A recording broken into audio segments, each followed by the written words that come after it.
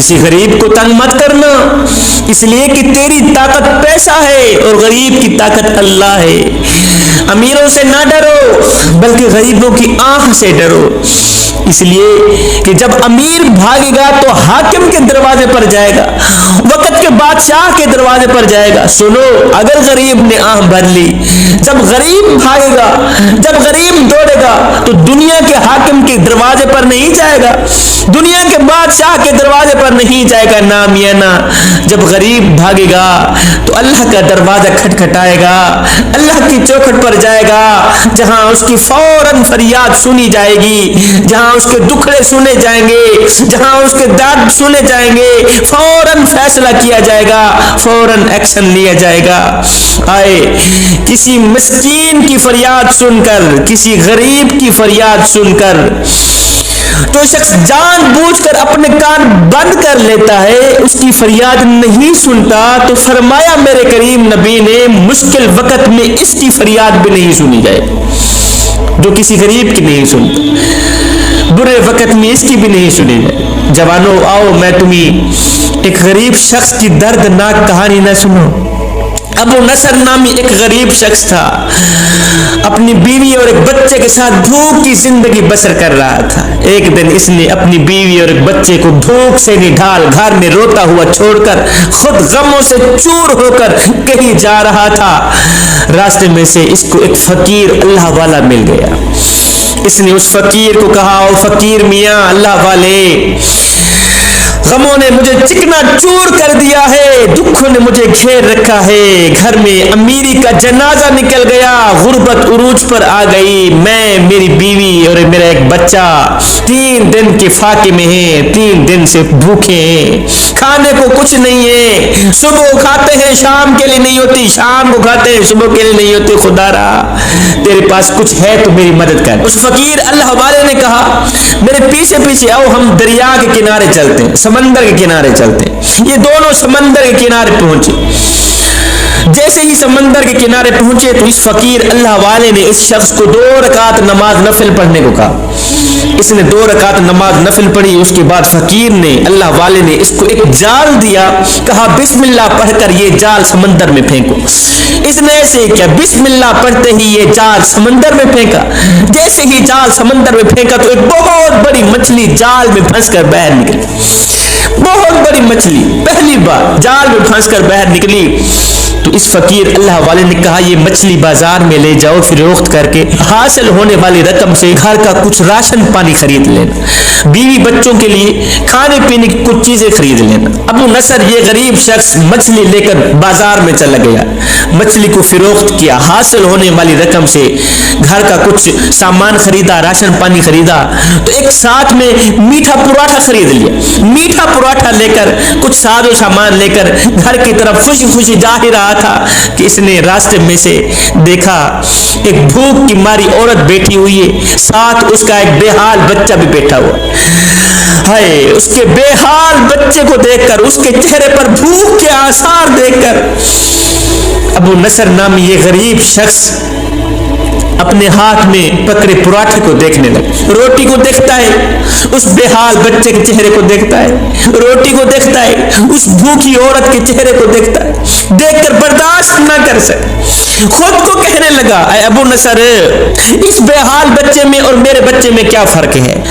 میرا بچہ بھی گھر میں بھوکا، یہ بھی بھوکا، اس کے چہرے پر بھی بھوک کے آثار، اس کے چہرے پر بھی بھوک کے آثار، میرے بچے میں، اس بے حال بچے میں مجھے تو کوئی فرق نظر نہیں آتا، اور بات تو ایک جیسی ہے، معاملہ تو ایک جیسا ہے، وہ بھی بھوکا، یہ بھی بھوکا، اب یہ پراٹھا کن کو دوں؟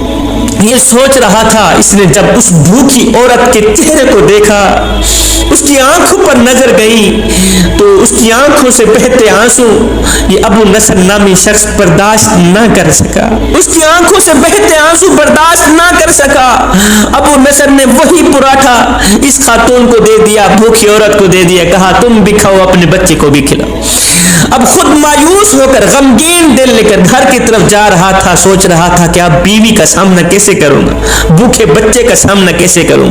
جیسے ہی گھر کے قریب گیا تو اس نے سنا کوئی آواز دینے والا آواز دے رہا تھا, کہنے والا کہہ رہا تھا, کوئی ہے مجھے جو ابو نصر سے ملا دے, کوئی ہے مجھے جو ابو نصر سے ملا دے. ایک شخص نے کہا وہ سامنے ابو نصر آ رہا ہے. یہ شخص دوڑ کر اس کے پاس گیا, اور میاں کافی دنوں سے تجھے ڈھونڈ رہا ہوں, کافی دنوں سے میں تیری تلاش میں ہوں.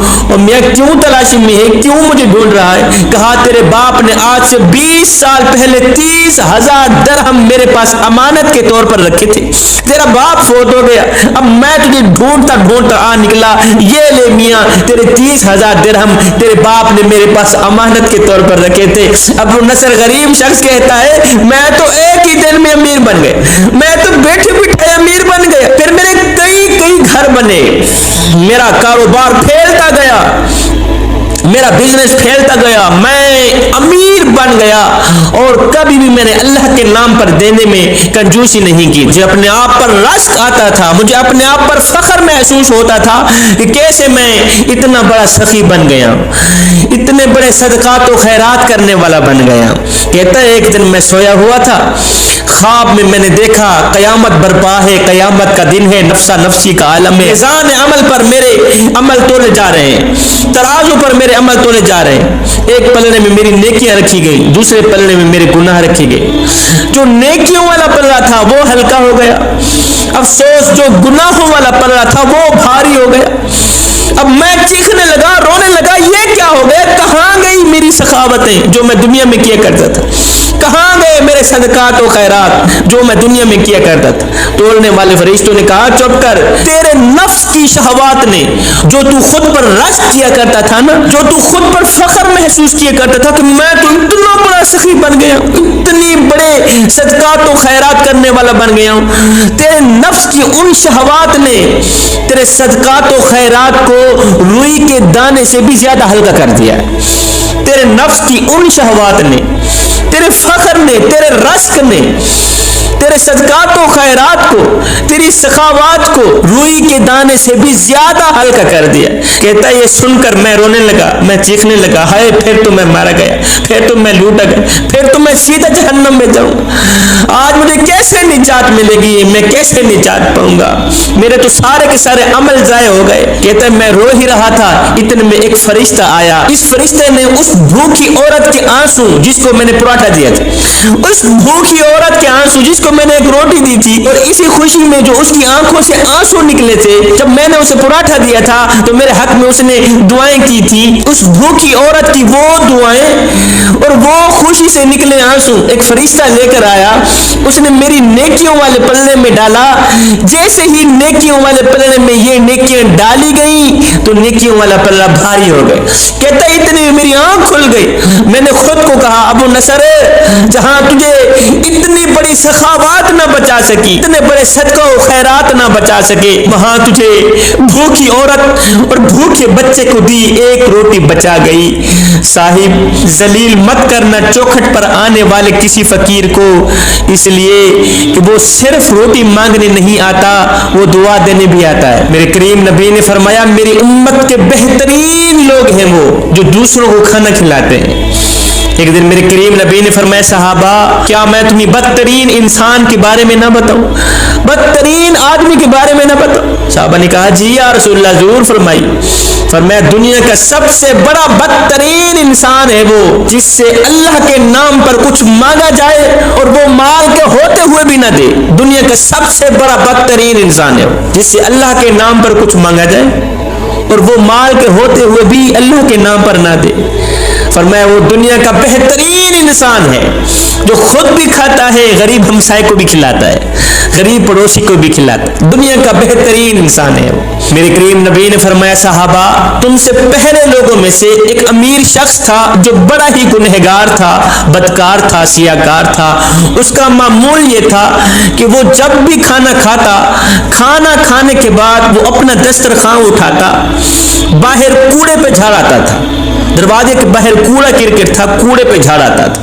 روڑی پہ جھاڑ آتا تھا، جہاں کوڑا کرکٹ جمع کیا جاتا ہے اس روڑی پہ جھاڑ آتا تھا، اسی روڑی کے اوپر، اسی کوڑے کے اوپر ایک درویش رہتا تھا، اللہ والا رہتا تھا۔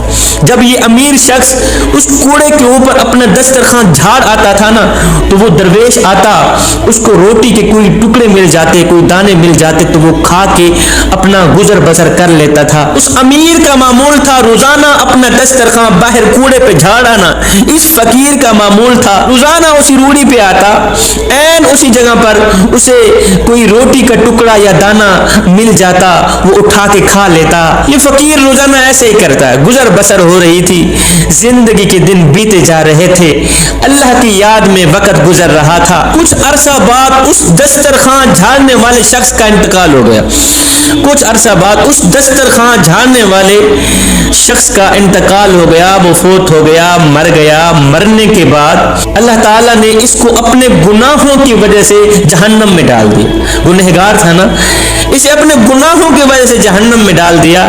اب روڑی پر روٹی کے ٹکڑے آنے بند ہو گئے، وہ شخص تو مر گیا، امیر شخص جو دسترخوان جھاڑنے والا تھا وہ تو مر گیا، جہنم میں چلا گیا۔ اب روٹی کے ٹکڑے آنے بند ہو گیا۔ جب روٹی کے ٹکڑے آنے بند ہوئے تو یہ عبادت گزار شخص جنگل کو چلا گیا، وہاں جا کر اب یہ پتے کھا کھا کر گزارا کیا کرتا تھا، پتے کھا کھا کر اللہ کی عبادت کیا کرتا تھا۔ آئے وہ پتے کھا کھا کر اس نے رب کی اطاعت نہیں چھوڑی، رب کی عبادت نہیں چھوڑی۔ ہم تو 50 قسم کے کھانے کھا کر نماز چھوڑ دیتے ہیں، اللہ کی یاد چھوڑ دیتے ہیں۔ جنگل میں چلا گیا، اب درختوں کے پتے کھا کھا کر یہ گزر بسر کرتا رہا۔ زندگی کے دن گزرتے گئے، ایک وقت ایسا آیا اس اللہ والے کی زندگی کا سورج بھی ڈھل گیا، یہ بھی فوت ہو گیا۔ جب اس کا انتقال ہوا، مرنے کے بعد میرے اللہ نے اس سے پوچھا، سنا فقیر میاں، سنا درویش میاں، دنیا میں کیا کسی نے تیرے ساتھ کوئی بھلائی بھی کی تھی یا نہیں کی تھی؟ حالانکہ میرا رب سب کچھ جانتا ہے، مگر وہ اپنے بندے کے منہ سے سننا چاہتا ہے۔ اللہ نے فرمایا، میرے بندے اور میرے عابد، تیرا ذریعہ معاش کیا تھا؟ کھانا پینا کہاں سے آتا تھا؟ کہا میرے مالک ایک امیر شخص تھا، اس کا معمول تھا کہ وہ کھانا کھانے کے بعد دسترخوان اٹھاتا، باہر ایک کوڑے پہ جھاڑ آتا تھا، تو اس کے گرے ہوئے جو ٹکڑے ہوتے تھے، دانے ہوتے تھے، وہ میں اٹھا لیتا تھا، کھا لیتا تھا۔ اور جب تو نے اسے مار دیا، جب وہ مرا، جب وہ فوت ہوا تو روٹی کے ٹکڑے آنے بند ہو گئے، دانے آنے بند ہو گئے۔ پھر میں جنگل میں چلا گیا، وہاں درختوں کے پتے کھا کھا کر میں تیری عبادت کرتا رہا۔ مالک یوں گزر بسر ہوتی رہی۔ میرے اللہ نے فرشتوں کو حکم دیا، فرشتوں اس شخص کو جہنم سے نکال کر میرے سامنے لا، عذاب سے نکال کر، آگ سے نکال کر میرے سامنے کھڑا کیا جائے۔ فرشتے گئے، اس کو جہنم سے پکڑ کر مالک کے سامنے لے آئے، اس فقیر اللہ والے کے سامنے لے آئے، عابد کے سامنے لے آئے۔ اس نے دیکھا مالک یہی شخص تھا، یہی وہ امیر شخص تھا جس کے ٹکڑوں پہ میں پلتا تھا، مالک یہی شخص جس کی روٹی پہ میں پلتا تھا، جس کی ہڈیوں پہ میں پلتا تھا، یہی وہ شخص تھا جو روٹی پھینک آتا تھا، جو ٹکڑے پھینک آتا تھا تو میں چن چن کے کھاتا تھا، یہی وہ شخص تھا۔ یہ سن کر میرے اللہ نے فرمایا، اور میرے عابد اب اس گنہگار کا ہاتھ پکڑو جس کے ٹکڑوں پہ تو پلتا تھا، جس کی ہڈیوں پہ تو پلتا تھا، اس کا ہاتھ پکڑو، خود بھی جنت میں چلے جاؤ، اس کو بھی جنت میں لے کے جاؤ۔ میرے عابد اگر یہ شخص جانتے ہوئے تیرے ساتھ اچھا سلوک کرتا، تیری اور خدمت کر، جان بوجھ کر تیری خدمت کرتا کہ تو میرا بندہ ہے، تو میرا محبوب ہے، میرا عبادت گزار، اگر تیری اور زیادہ خدمت کرتا تو میرے عابد میں اس کو آگ میں ہرگز نہ جانے دیتا، میں اس کو آگ میں داخل نہ کرتا۔ یہ آگ میں گیا ہے صرف اسی وجہ سے کہ اس نے تیری خدمت نہیں کی، تیری خدمت نہ کر سکا۔ میرے کریم نبی نے فرمایا، جس نے مومن کی کوئی بھی مصیبت دور کی، کوئی بھی پریشانی دور کی، خدا تعالی قیامت کے دن اس کی پریشانی دور کرے گا۔ حضرت سیدنا علی المرتضیٰ شیر خدا کرم اللہ وجہ الکریم نے فرمایا، لوگو زندگی میں اگر سکون چاہتے ہو، زندگی میں اگر اطمینان چاہتے ہو، زندگی میں اگر قرار چاہتے ہو، چین چاہتے ہو، پرسکون زندگی چاہتے ہو تو مکانوں پر نہیں انسانوں پر خرچ کرو، خدا کی غریب مخلوق پر خرچ کرو۔ حضرت امام جعفر صادق رضی اللہ تعالی عنہ نے فرمایا، اللہ اس وقت تک بندے کی خدمت میں لگا رہتا ہے جب تک بندہ اللہ کے بندوں کی خدمت میں لگا رہتا ہے۔ خدا مومن کی اس وقت تک مدد کرتا رہتا رہتا ہے تب تک بندہ اللہ کے بندوں کی مدد کرتا رہتا ہے۔ پھر نبی نے فرمایا غریبوں کی مدد کیا کرو، مسکینوں کی مدد کیا کرو، یتیموں کے سروں پر شفقت بھرا ہاتھ رکھا کرو، تمہیں تسلی ملے گی، دل کو سکون ملے گا، دل کو قرار ملے گا، چین ملے گا۔ فرمایا میرے کریم نبی نے جب ضرورت مند کی آواز تم تک پہنچے تو اللہ کا شکر ادا کیا کرو کہ اللہ نے اپنے بندے کی مدد کے لیے تمہیں وسیلہ بنا دیا۔ ایک امیر شخص تھا، اپنی بیوی کے ساتھ بیٹھ کے کھانا کھا رہا تھا، دسترخوان اللہ کی نعمتوں سے بھرا پڑا تھا۔ اتنے میں دروازے پر آ کر کسی سائل نے صدا دی، ہے کوئی جو اللہ کے نام پر ایک روٹی دے دے؟ اس امیر شخص نے جیسے ہی سنا ہے کوئی اللہ کے نام پر مجھے ایک روٹی دے دے، تو اس امیر شخص نے وہ سارا دسترخوان اٹھایا، نعمتوں سے بھرا پڑا تھا، کئی کھانے لگے ہوئے تھے، سارا دسترخوان اٹھایا، بیوی کو دیا، جاؤ فقیر کی جھولی میں ڈال، سارا دسترخوان فقیر کی جھولی میں ڈال۔ بیوی جیسے ہی باہر نکلی فقیر کی جھولی میں کھانا ڈالنے لگی، جیسے ہی بھکاری نے اپنا سر اونچا کیا، اس عورت نے اس بھکاری کو دیکھا، دیکھتے ہی اس کی چیخ نکل گئی، دیکھتے ہی رونے لگی، تڑپنے لگ گئی۔ شوہر اٹھا، کیا ہو گیا؟ امیر شخص اٹھا، کیا ہو گیا؟ اس نے کہا نہ پوچھ میرے سرتاج، یہ جو شخص بہر بھکاری بن کر آیا ہے یہ وقت کا بادشاہ تھا، وقت کا امیر تھا، امیر ترین آدمی تھا، اس کے نوکر تھے، چاکر تھے، ملازم تھے، لونڈیاں تھی، اور حیران کن بات یہ ہے کہ میں اس کی بیوی تھی۔ لیکن ہوا یوں، ایک دن اس کے دروازے پر ایک فقیر آیا کچھ مانگنے کے لیے، ایک مصیبت زدہ شخص آیا کچھ مانگنے کے لیے، تو اس نے اسے خوب مارا، مارنے کے بعد اسے دھکے دے کر حویلی سے باہر نکال دیا، اس غریب شخص کو مار پیٹ کر دھکے دے کر گھر سے باہر نکال دیا۔ آئے جیسے ہی وہ شخص گھر سے باہر نکلا اس نے آسمان کی طرف دیکھا، ٹھنڈی سانسیں نکالی، اس کی اس ٹھنڈی سانسوں نے اس شخص کو تباہ و برباد کر کے رکھ دی۔ یہ اسی دن سے تباہ ہوتا گیا، یہ اسی دن سے زوال کی طرف جاتا گیا، برباد ہوتا گیا، نوکر چلے گئے، چاکر چلے گئے، ملازم چلے گئے، لونڈیاں چلی گئی، اس نے مجھے طلاق دے ڈالی اور میں آپ کے نکاح میں آ گئی، اس کی یہ حالت دیکھ کر مجھے اتنا رونا آ گیا ہے۔ یہ ساری کہانی سننے کے بعد شوہر نے کہا بیگم اس سے بڑی تعجب والی بات نہ بتاؤں تجھے، اس سے بڑی حیران کر دینے والی بات نہ بتاؤں تجھے؟ کہا جی بولیے۔ کہا وہ جو شخص غریب اس کے دروازے پر آیا تھا نا، وہ جو فقیر اس کے دروازے پر کچھ مانگنے کو آیا تھا نا، وہ کوئی اور نہیں تھا، وہ میں ہی تھا۔ ہے کسی کو دکھ دے کر، کسی کو غم دے کر، کسی کو تکلیف دے کر تجھے کیا لگتا ہے کہ تو ساری زندگی ایسے ہی مسکراتا رہے گا؟ نہ بندے نہ، بس وقت کے الٹنے کی دیر ہے، تیری باری بھی دور نہیں ہے، اس لیے کہ زندگی کے کسی نہ کسی موڑ پہ اپنا کیا آخر بھگتنا ہی پڑتا ہے۔ حضرت عمر فاروق رضی اللہ تعالی عنہ کا دور مبارک تھا، آپ کے دور میں ایک بڑی عورت شکایت لے کر آپ کی بارگاہ میں حاضر ہوئی، آپ کی خدمت میں حاضر ہوئی، کہنے لگی حضرت میری شکایت یہ ہے کہ میرے گھر میں کیڑے مکوڑے نہیں آتے، میرے گھر میں کیڑے مکوڑے نہیں آتے۔ عجیب سی شکایت لے کر آئی، میرے گھر میں کیڑے مکوڑے نہیں آتے۔ یہ سننے کے بعد حضرت نے فرمایا مائی تو کہاں سے آئی ہے، تیرے گھر کہاں ہے؟ کہا فلاں جگہ میرے گھر۔ کہا تم جاؤ، آج سے کیڑے مکوڑوں کا آنا شروع ہو جائے گا۔ یہ بوڑھی عورت جیسے ہی گھر کی طرف روانہ ہوئی، لوگوں نے کہا حضرت یہ تو عجیب سی شکایت لے کر آئی، اس کے گھر کیڑے مکوڑے نہیں آ رہے، پہلے تو ہم یہاں سے کیڑے مکوڑے اکٹھے کریں، اس کے گھر چھوڑ کر آئیں، پھر یہ خوش ہوگی، پھر اس کی شکایت پوری ہوگی۔ حضرت عمر فاروق رضی اللہ تعالی عنہ فوراً اٹھے، بیت المال میں گئے، وہاں راشن پانی اٹھایا، کھانے کی کچھ چیزیں اٹھائی، اس بڑھیا کے گھر تک جانے سے پہلے بڑھیا عورت کا گھر سامان سے بھر دیا، چاولوں سے بھر دیا، گندم سے بھر دیا، گھی سے بھر دیا، اناج سے بھر دیا۔ سیدنا عمر فاروق رضی اللہ تعالی عنہ یہ خدمات سر انجام دینے کے بعد واپس آئے، آ کر غلاموں کو کہا بھائیو جس گھر میں کھانے پینے کو کچھ نہ ہو وہاں کیڑوں مکوڑوں کا کیا کام؟ آپ نے یہ خدمات خود سر انجام دی، خود گئے بیت المال, خود سامان اٹھایا, چاول اٹھائے, گھی اٹھایا, گندم اٹھائی, کھانے پینے کا سارا سامان اٹھا کر خود گئے بڑھیا کے گھر میں چھوڑنے کے لیے, کیونکہ آپ جانتے تھے کہ عبادت اس مقام تک نہیں پہنچاتی جہاں غریب کی خدمت پہنچاتی. غریبوں کی مدد کرنے والا شخص زندگی میں کبھی غریب نہیں ہوتا, وہ امیر تر امیر بنتا جاتا ہے, دن بدن ترقی کرتا جاتا ہے. جو ہاتھ یوں کر کے رکھتا ہے نا وہ دن بدن ترقی کرتا جاتا ہے. ایک عورت ایک مولوی صاحب کے پاس آئی, کہا مولوی صاحب مجھے کوئی ایسا تعویذ تو رات کو میرے بچے بھوک سے رویا نہ کریں. میرے بچے رات کو بھوک سے زیادہ روتے ہیں, اونچی اونچی آواز سے روتے ہیں, مجھے کوئی ایسا تعویذ دو. گھر میں غربت نے ڈیرا ڈال رکھا ہے, ایسا تعویذ جو رات کو بھوک سے بچے رویا نہ کریں. حضرت نے ایک تعویذ لے کر دے دیا. عورت تعویذ لے کر گھر گئی.